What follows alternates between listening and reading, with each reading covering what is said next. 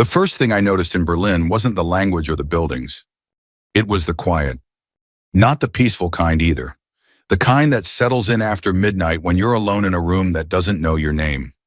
My company put me in a small furnished apartment in Charlottenburg. Clean gray walls, a couch that felt like it belonged in a waiting room, and windows that sealed tight like they were designed to keep the world out. When I set my suitcase down, the wheels stopped rattling and the silence hit me full in the chest. Back home in Toledo, even at night, there was always something: an old furnace clicking, a dog barking 2 houses down, a passing truck on I-475. Here I heard my own breathing. I heard the refrigerator hum like a patient on a monitor. The next day I started working US hours, which meant my morning was everyone else's evening. I sat at a little desk by the window with a mug of bitter coffee and a spreadsheet full of shipping lanes and container numbers. The job was exactly what I'd been good at for 35 years, untangling chaos without raising my voice.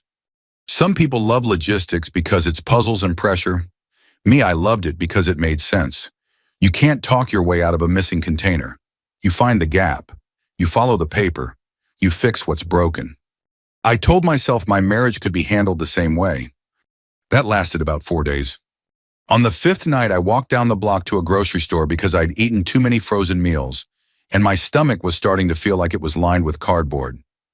I found a place that reminded me of a Kroger if Kroger was quieter, and everyone moved like they had somewhere important to be.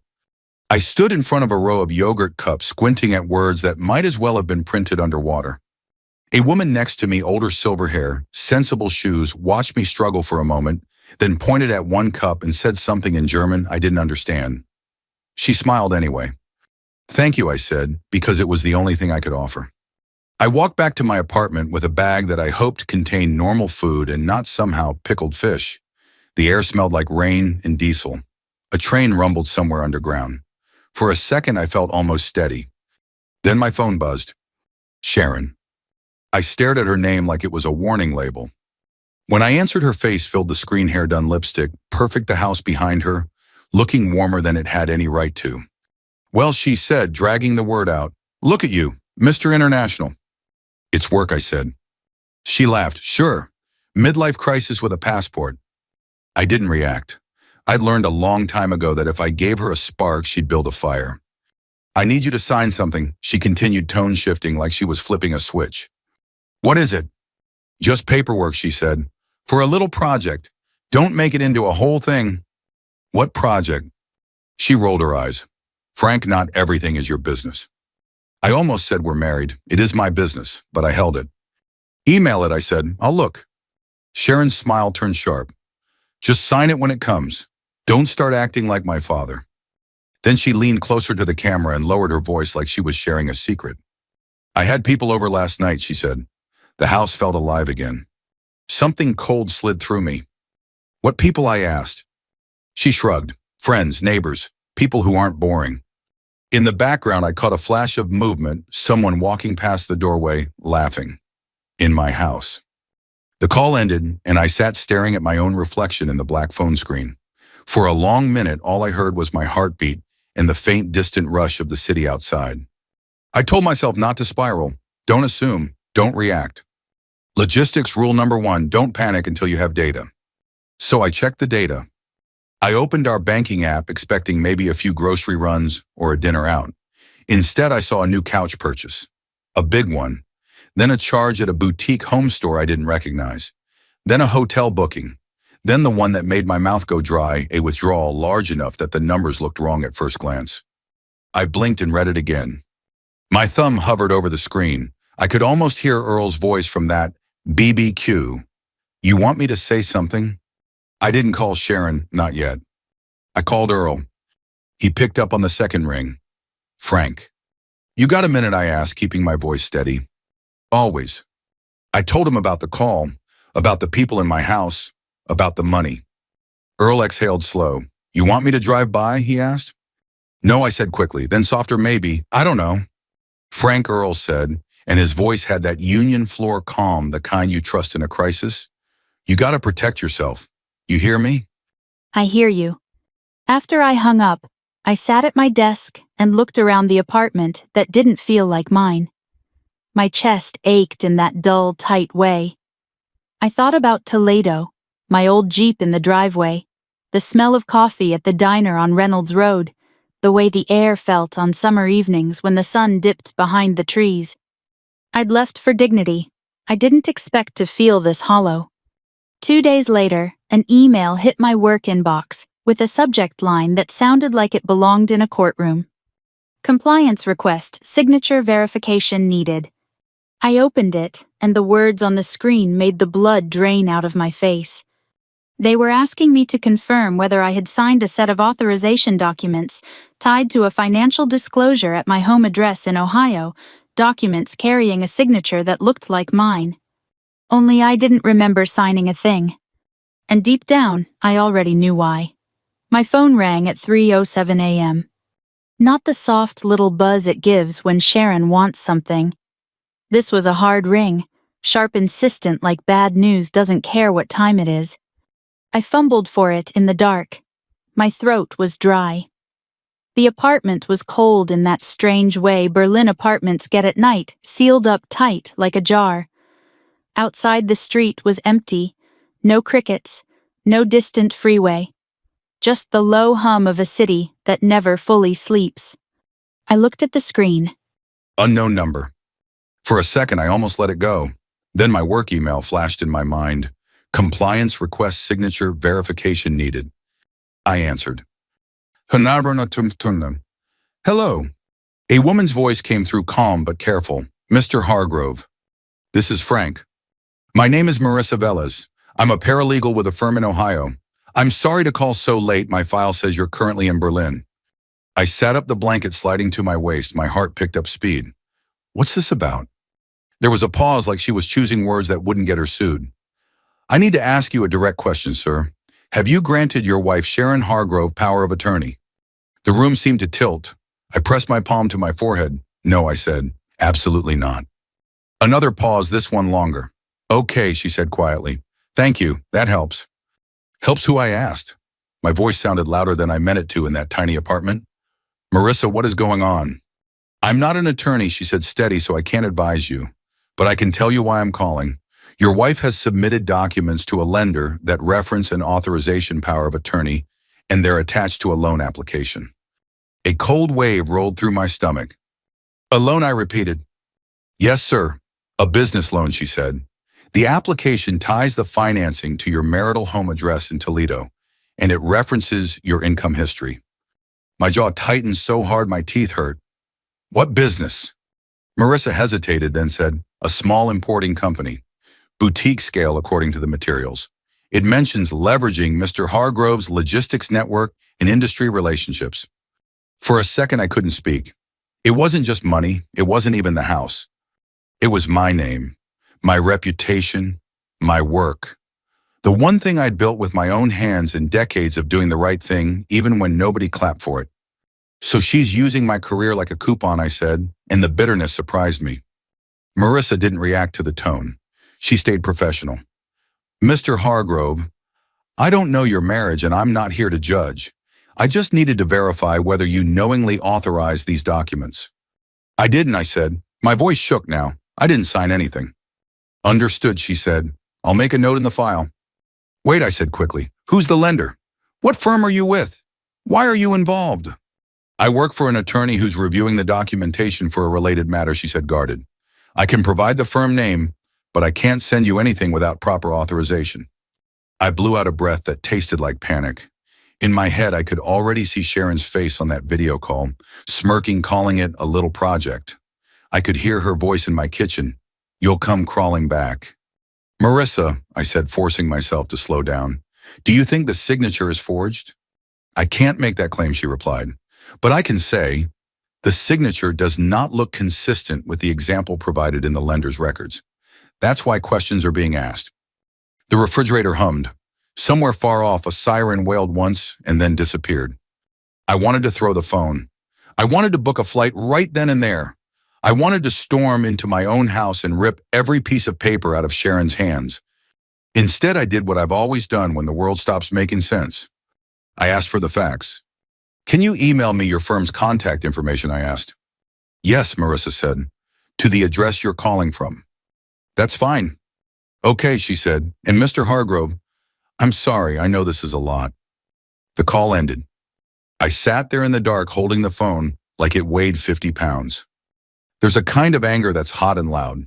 The kind you see in movies where a man smashes a lamp and screams into the night. This wasn't that. This was cold anger. The kind that makes your vision narrow and your thoughts turn sharp. I got up and walked to the window. Berlin's streetlights cast pale lines across the sidewalk. A bus hissed to a stop somewhere, doors opening and closing like a sigh. I could smell rain through the cracked seal of the window frame. I thought about Sharon in my house. My couch, my kitchen, my bills, my name laughing with people while she tried to build a life on top of a lie. Then I thought about what would happen if that lie became official. In logistics, if one document is wrong, the whole shipment can get held. If you ignore it, you don't just lose money, you lose trust. And trust is the hardest thing to get back once it's gone. I didn't fall back asleep. I didn't even try. When my workday started later, I moved through meetings like I was underwater. I answered questions about ports and transit times. I fixed a customs issue with a supplier in Michigan. My hands did the work automatically, but my mind stayed in Toledo at my kitchen counter hearing Sharon's voice. At noon Berlin time, I stepped out of the office and called Rick Lawson, an American expat I'd been working with on the ground. Rick was in his early 50s, sharp as a tack, divorced twice, and allergic to excuses. He answered with his usual blunt greeting. "You alive, Frank?" "Barely," I said. I told him about the compliance email, and about the bank alerts, and then about the 3 a.m. call. Rick didn't make sympathetic noises. He just listened. When I finished, he said, "She's playing chicken with your life." I keep thinking there's a misunderstanding, I admitted, that maybe she's just... Frank Rick cut in not unkindly. "I've been married to 2 women who could smile while they picked your pocket. This ain't a misunderstanding. This is a plan." My stomach clenched. If I stop it now, she's done. "Then she should have thought about that," Rick said. "But here's the thing. If you don't stop it, you might be done. Your name's on it." That last part hit hard because it was true. I thanked him and hung up. My hands were sweating. I searched for a family law attorney back in Toledo. Someone local, someone who understood Ohio courts and didn't talk like a robot. Earl had mentioned a name once, and after a few calls, I got an appointment with Kendra Holt. Kendra met me by video call. She was in her 40s, short hair, reading glasses, no nonsense. Behind her, I could see framed certificates and a photo of her standing with a golden retriever that looked happier than anyone in my marriage. "Mr. Hargrove," she said, "tell me what's going on. Start from the BBQ if you need to." So I did. I told her everything, and the more I spoke, the more I heard how ridiculous it sounded, like I was describing someone else's life. When I finished, Kendra nodded once. "Okay," she said, "here's the simple version." I leaned closer to the screen. "If your wife is using your identity, your income history, or forged documents to secure financing, she said you're at risk. Not because you did it, but because you're connected. If the lender believes you authorized it, or if your silence allows it to proceed, your name could be tangled in the mess." "I didn't sign anything," I said. "I understand," Kendra replied, "but we have to prove that. And you have to act like a man who's protecting himself, not like a man trying to be nice." That stung because it was true. I'd built my whole adult life around being the nice man, the reliable man, the man who keeps the peace. Kendra continued, "We can do a few things quickly. 1, we separate finances formally. 2, we document everything, every alert, every email, every conversation. 3, we send notice to the lender if necessary. But," she paused, "there's a strategy decision here." "What decision?" I asked, though I already felt it coming. "Sometimes," she said, "the cleanest, most satisfying outcome is letting someone keep walking while they're certain they're right until the truth catches up to them in a room full of witnesses." My mouth went dry. Kendra held my gaze through the camera. "I'm not telling you to set a trap. I'm telling you to stop rescuing someone who's actively throwing you under the bus." For a moment, I couldn't respond, because my mind jumped backward, not to Sharon's cruelty, but to the softer parts, her laugh 20 years ago, in a diner booth, the way she held my arm at my mother's funeral, the nights we sat on the couch, watching old movies like Life Was Simple. Then I remembered the look on her face at that BBQ, the contempt, the certainty that I'd always swallow it. I looked down at my hands. They were steady now. "I don't want to destroy her," I said quietly. Kendra's voice softened a fraction. Then don't, but do not let her destroy you. After the call, I opened a blank email addressed to the lender contact Marissa had mentioned. My fingers hovered over the keyboard. I could write 2 sentences and shut the whole thing down. I typed the first line. Then I stopped. I stared at the screen until my eyes burned. In the end, I saved it as a draft. Not sent, not yet. Because something in me, something older than fear, wanted Sharon to stand in her own choices. Fully, publicly, with the same confidence she'd had when she told me I'd come crawling back. I closed the laptop, took a slow breath, and made myself a promise. I would be calm, I would be legal, I would be ready. And I would let the rope play out just long enough for the truth to tighten on its own. I told myself that unsent email was a safety net, not a weapon. But once you decide to stop rescuing someone, you start noticing how often you've been doing it. Sharon texted the next morning like nothing had happened. Morning, babe. Did you get the paperwork? Just sign it when it comes. I'm busy today. Outside my Berlin window, the sky was slate gray. A bus hissed at the corner. I stared at her message until my coffee went cold, then typed back, "What paperwork?" 3 dots appeared, disappeared. Then her reply landed like a slap. "Don't start, Frank. It's just for the business. You said you wanted me to do something with my life."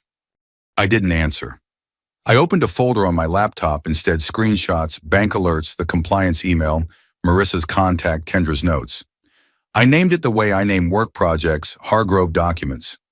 It felt wrong putting my marriage in a file. It also felt necessary. On my lunch break, I called Earl Donnelly back in Toledo. The familiar rattle of his old Ford came through the phone. "I can drive by your place after work," he said. "Just look," I told him. "No knocking, no drama."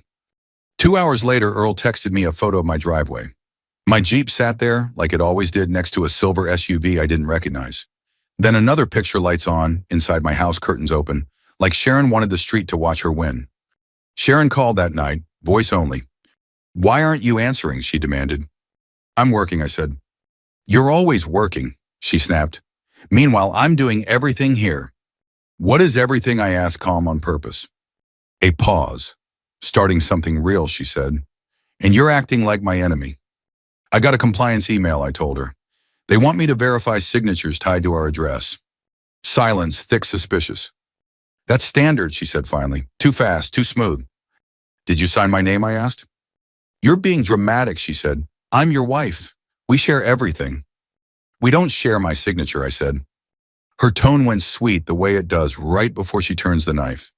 "Frank," she said softly, "don't do this from over there. Don't make me the bad guy." "I didn't," I said. "You did." The line went dead. After that, sleep became a series of short defeats. 10 minutes here, 20 minutes there. I'd wake up with my heart hammering like I'd missed a shipment deadline. At work, I fixed port issues and customs holds while my mind kept replaying Sharon's smirk at the BBQ. Rick Lawson noticed first. "You look like you've been living on airport coffee and bad decisions," he said. "Close," I muttered. I told him about the forged signature question and the bank alerts. Rick didn't blink. "She's running your name like a credit card," he said. "Stop letting her." That afternoon, I had another call with Kendra Holt. No fluff, no sympathy, just steps. "We separate finances legally," she said. "New accounts. Move your deposit. Put dual authorization notes on the joint account. Document everything. And you do not argue with her on the phone." "She'll explode," I said. Kendra's eyes stayed steady. "Let her. Anger isn't evidence. Records are." I did exactly what Kendra said. It felt like tightening bolts on a machine you didn't want to admit was failing. Sharon's texts started coming in waves. "So this is what you're doing, controlling me from Europe." Then I knew you'd turn on me. Men always do when women try to succeed. And later, softer, almost convincing. "Frank, please. The house feels empty without you." That one punched me right in the chest because it sounded like the Sharon I used to know. Then I remembered the loan application, the forged signature, the strangers in my driveway. Empty wasn't what she feared. Losing control was. By Friday morning, my body was done pretending. My blood pressure was high enough that a clinic nurse told me kindly that stress wasn't a hobby. On the walk back, the city smelled like wet stone and cigarette smoke. I passed a bakery window glowing warm with bread I couldn't pronounce. and it hit me how far I'd traveled just to feel respected. Back in Toledo, respect used to be simple: show up, do your job, pay your bills, shake a man's hand, and mean it. Somewhere along the way, I'd started accepting less at home than I'd ever accept from a stranger at work. In my apartment, I sat at the little table and stared at my wedding ring. It had always felt like a promise. Now it felt like a reminder of how long I'd been quiet. I didn't take it off. Not yet. I just pressed my thumb against it until the metal warmed, and I told myself the same thing I tell new hires when a shipment goes missing: don't guess, don't panic, follow the trail. I walked back to my apartment with my jaw clenched and my hands finally steady, not from calm, but from decision. I called Earl again. "How bad is it?" I asked. Earl exhaled. "She put a sign in the yard," he said. "Plastic stake, like real estate." "What kind of sign?" "Grand opening," Earl said. "Sharon Hargrove Imports, Saturday night, Community Hall on Monroe Street." My stomach dropped. "She's using our last name for a business." "Worse," Earl said. "It says sponsored by Franklin Hargrove's Legacy and Connections." Sponsored, Legacy, Connections. Like my whole life was a prop she could wheel out for applause. I heard Kendra's voice in my head. "Sometimes the truth needs witnesses." "I'm coming home," I said. Earl didn't cheer. He just said, "You want me nearby?" "Yeah," I said, "but I'm not looking for a fight." Earl's voice softened. "You never were." That night I booked a flight Berlin to Detroit to Toledo Express. I packed light documents, one clean shirt, my laptop, and a tired kind of resolve. Before I left for the airport, I stood in that Berlin quiet one last time. The refrigerator hummed the distant train, and I sent Sharon a single message. "I'll be in Toledo Saturday." No threat, no plea, just a timestamp. If Sharon wanted a room full of witnesses, I was finally ready to give her one. The first thing that hit me when I walked off the plane in Toledo wasn't the cold. It was the smell. Jet fuel and winter air. Even though it was only early June, Toledo has a way of turning damp evenings into something that feels like late fall. It smelled like home, like asphalt and coffee and the Maumee River on a windy day. I didn't go to the house first. That was Kendra's instruction. "Don't give her a private scene," she'd said. "If she wants to spin a story, don't let her do it behind closed doors. You're walking into a trap if you go home alone." So I checked into a Holiday Inn near the airport, the kind with beige carpet and an ice machine that never sounds healthy, and I met Kendra Holt in the lobby. She was exactly as she'd been on video: sharp eyes, tidy suit, no patience for nonsense. She slid into the booth across from me with a legal pad and a pen. "You look like hell," she said, not unkindly. "I feel like hell," I admitted. "Good," she said. "Means you're awake." She went through the plan again, clear and simple. "You're going to that event," she said. "You will not speak until I tell you. You will not argue. You will not raise your voice. Sharon's going to bait you. She'll want you to look emotional. Don't give her that." I nodded. Kendra tapped her pen. "You brought everything." I slid a folder across the table bank: alerts, screenshots, compliance email, Marissa's verification, and a printout of the loan application summaries Kendra had subpoenaed through proper channels. No stealing, no hacking, just paperwork the way responsible adults fight. Kendra flipped through it like she was sorting receipts after a tax audit. "This is solid," she said. "And the best part is none of it is opinion, it's facts." I swallowed. "What if she cries?" I asked, and I hated myself for it. Kendra's eyes narrowed. "Frank," she said, "if she cries because she got caught, that's not your job to fix." Saturday night, I drove past my house. I told myself I wouldn't. I told myself it would only stir up my blood pressure. But the streets felt familiar. Reynolds Road, the old diner, signs, the same cracked sidewalks, and my hands turned the wheel without asking permission. My front yard looked staged. There was a sign on a plastic stake, like Earl said. Sharon Hargrove Imports. Grand opening tonight. Under it, in smaller letters, sponsored by Franklin Hargrove's Legacy and Connections. My legacy? Like my 35 years of clean work and quiet responsibility were a brand she could slap on a banner. A car I didn't recognize sat in my driveway. Another parked crooked along the curb. Through the window, I saw movement people inside my living room laughing. I kept driving. Not because I was afraid. Because Kendra was right. The private scene was where Sharon would win. She'd cry, she'd blame, she'd twist. And I'd be standing there exhausted trying to explain myself like a teenager caught past curfew. Instead, I turned toward Monroe Street. The Toledo Community Hall was the kind of place you'd been to 100 times if you grew up around here.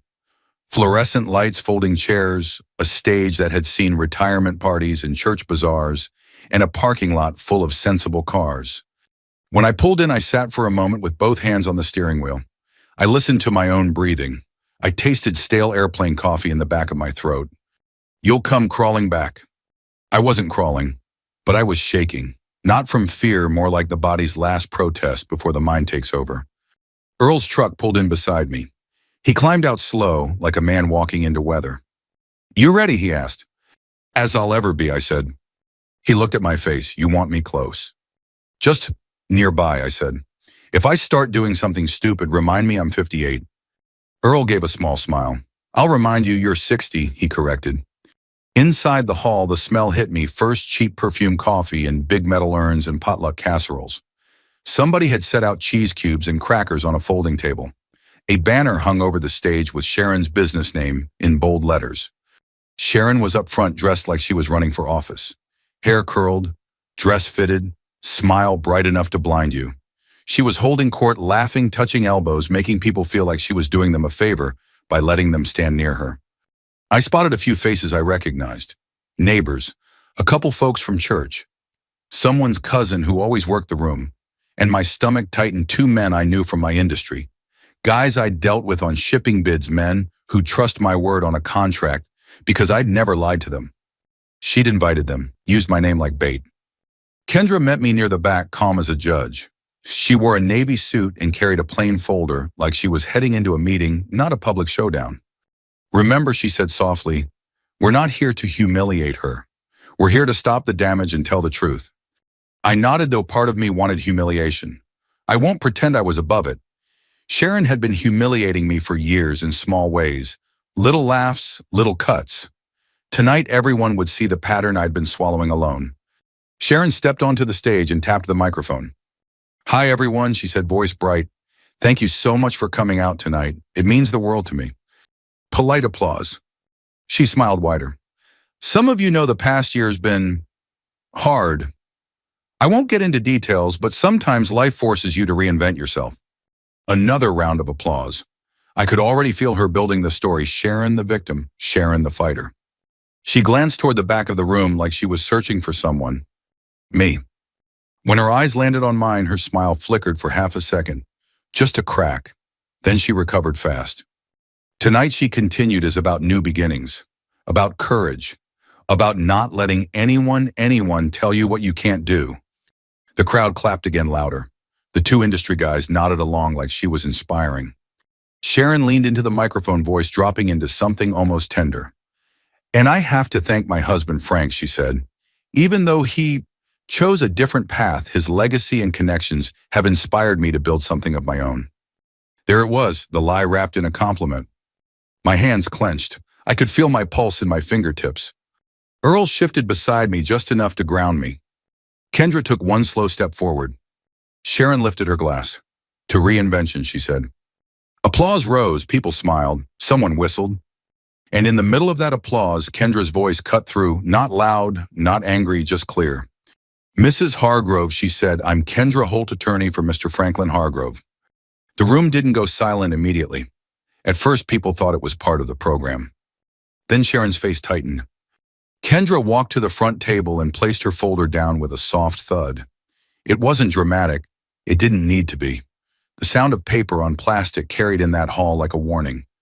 "Before you continue," Kendra said, "we need to address a matter of documentation you submitted to secure a business loan." The applause died in pieces. Conversation stopped. Heads turned. Sharon let out a laugh that didn't match her eyes. "This is not the time," she said, still smiling, still trying. Kendra stayed steady. "It's exactly the time," she replied, "because you've been using Mr. Hargrove's identity and income history without authorization." A murmur ran through the room like wind through dry leaves. Sharon's eyes darted to me again, sharp, furious, scared. Her lips moved, but no sound came out at first. Then she found her voice low and venomous. "Frank," she hissed, not into the microphone, just into the air between us. "What are you doing?" I didn't answer. I just watched the truth stand up in front of witnesses. Sharon's first instinct wasn't to apologize. It was to perform. She stepped off the stage with that same bright smile, moving toward Kendra like she was greeting an old friend at church. The crowd leaned in. You could hear the little sounds people make when they're uncomfortable, throats clearing paper plates, shifting a chair leg, squeaking on the tile. "Oh my goodness," Sharon said, laughing too high. "Kendra, right? This is all some misunderstanding." Kendra didn't smile back. She just opened the folder. "Mrs. Hargrove," she said, calm as a bank teller, "I'm going to keep this simple." She laid out 3 sets of papers on the front table, like she was setting down cards in a game nobody wanted to play. One, she said, tapping the first stack, the loan application you submitted for Sharon Hargrove Imports dated May 28th. 2, she continued, tapping the second, the attached power of attorney authorization, purporting to give you signing authority for Mr. Hargrove. And 3, she said, tapping the last, the lender's fraud flag and signature comparison report. The room got quieter. Not silent quiet in that way a room gets when people realize they might have to remember what they're hearing. Sharon's smile started slipping at the corners. "You can't do this," she whispered, and now her voice had dropped low enough that it wasn't for the crowd anymore. It was for me. I took a step forward, not aggressive, just present. I wanted her to see that I wasn't hiding behind my lawyer. I was standing on my own 2 feet. "Frank," she said, eyes wide, "are you seriously trying to ruin me in front of everybody?" I looked around at the faces watching, neighbors, church folks, 2 industry guys who'd trusted my word. Earl stood off to the side, arms crossed like a man guarding a line in the sand. "I didn't invite everyone here," I said quietly. "You did." Sharon's eyes flashed. "Because you left me," she snapped. "You ran off to Europe like some old man with a passport," I finished for her. A few people shifted. A woman near the back put a hand over her mouth. The 2 industry guys stopped nodding. They were watching now, different. Kendra spoke again, clear and steady. "Mrs. Hargrove, did Mr. Hargrove authorize you to use his income history to secure this loan?" Sharon looked at the crowd like she was searching for someone to rescue her. "We're married," she said, as if that explained everything. "That's our money." "That's not how authorization works," Kendra replied. Sharon's voice rose. "He was supposed to support me." I felt something in my chest loosen, not because it hurt less, but because it finally made sense. Sharon didn't see marriage as partnership. She saw it as entitlement. Kendra turned one page and read, not theatrically, just plainly. "This application states Mr. Hargrove will be actively involved in operational logistics and procurement," she said. "It also states he has granted signing authority through power of attorney." Sharon's face went pale. Kendra looked up. "Mr. Hargrove has confirmed he did not grant power of attorney. He has also confirmed he did not sign these documents." Sharon's head snapped toward me. Her eyes were glossy now, but it wasn't sorrow. It was rage mixed with panic. "You're doing this because you're angry," she hissed. "Because I made a joke." I let out a slow breath. The hall smelled like coffee and cheap perfume, and for a second I could hear the BBQ again, the burgers sizzling, the neighbor's laugh dying halfway. Sharon's words sharp as glass, "You'll come crawling back." "I'm doing this because you lied," I said, "and because you used my name." Sharon's voice cracked. "So you're just going to let me fail?" Kendra answered before I could. "No one is letting you do anything, Mrs. Hargrove. You made the filings. You chose to attach forged authority." The word forged landed hard. A murmur rolled through the room. Sharon spun to the crowd, hands raised like a politician caught in a scandal. "This is ridiculous," she said loudly. "Frank is confused. He's stressed. He's been overseas and he's not thinking straight." That one stung because it wasn't just a lie. It was the story she'd been telling for years. Frank's dependable. Frank's old Frank's not quite there. The industry guy I knew, Tom Caldwell. Gray hair, clean jacket, tilted his head studying her. The other one, Nate Pierce, frowned like he'd bitten into something sour. Kendra leaned in slightly, voice still calm. "Mrs. Hargrove, the lender's report flags your submission because the signature does not match Mr. Hargrove's known signature specimen. Mr. Hargrove's employer compliance department also requested verification because these documents triggered a disclosure issue tied to his position." Sharon's mouth opened, then closed, because now she realized she hadn't just played with my marriage. She'd played with my job. And my job was the one place I'd never been weak. Sharon stepped toward me, and for the first time all night her voice dropped into something softer, almost pleading. "Frank," she said, "please, don't do this here. Not in front of them." The room held its breath. She reached for my arm and I flinched before I could stop myself. Not because she'd hurt me physically, but because I suddenly felt how many times I'd been grabbed, emotionally pulled back into line with a smile and a guilt trip. Sharon's eyes filled. She whispered, "You'll come crawling back. You always do."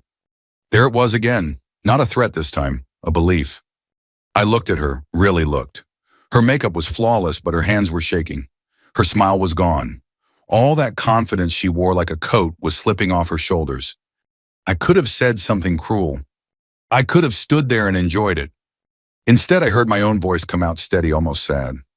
I crawled back once I said, "For us." I apologized for things I didn't do just to keep the peace. Sharon's lips trembled. "Frank." "Not anymore," I said. Kendra stepped forward with a single sheet of paper. "Mrs. Hargrove," she said, "this is formal notice that Mr. Hargrove does not authorize any financial activity, business filings, or loan applications in his name or tied to his income. This notice will be provided to the lender and relevant parties." Sharon grabbed at the air like she could snatch the paper away. "You can't," she whispered. Kendra didn't raise her voice. She didn't need to. "We can, and we have." The room was so quiet now I could hear the building's air conditioning kick on. Sharon turned, eyes darting from face to face. People she'd been smiling at 10 minutes earlier were suddenly busy looking at their shoes or their cups. The woman who'd brought the casserole stared down like she'd never seen it before. Sharon's chin lifted, trying to regain control. "Fine," she snapped. "Fine. If you want to embarrass me, go ahead. But don't think you'll get away with this." Her voice rose again, sharp and bright. "Everyone here should know Frank is doing this out of spite. He left me. He abandoned me. And now he's coming back to punish me." I waited a beat, then spoke, not loud, just clear. "I didn't come back to punish you," I said. "I came back to tell the truth, and to keep my name clean." Tom Caldwell shook his head slowly, almost disappointed. Nate Pierce's face went hard. The two of them stepped back from Sharon like distance could protect them from being associated with her. That's the thing about a public room. You can't control what people see once the lights are on. Sharon swallowed, eyes shining, and for the first time I saw fear in her, real fear. Not fear of losing me. Fear of losing the story she'd built where she was always right. I didn't stay to watch it crumble any further. Kendra gathered her papers, calm as ever. Earl moved to my side, quiet support without words. As we walked toward the exit, Sharon's voice followed me, strained and desperate. "You'll regret this," she called. "You'll come back, you'll—" I stopped at the door. The fluorescent lights buzzed overhead. The cool air from outside touched my face. I turned just enough for her to see me. "Sharon," I said, gentle but firm, "the only thing I regret is waiting this long to stand up." Then I walked out. The parking lot was dark and damp. My breath came out in a white puff. Somewhere in the distance, a car door slammed. Life kept moving like it always does. Earl looked at me as we reached his truck. "You okay?" I took a long breath and felt something I hadn't felt in months. Space. "Yeah," I said, voice rough. "I think I am."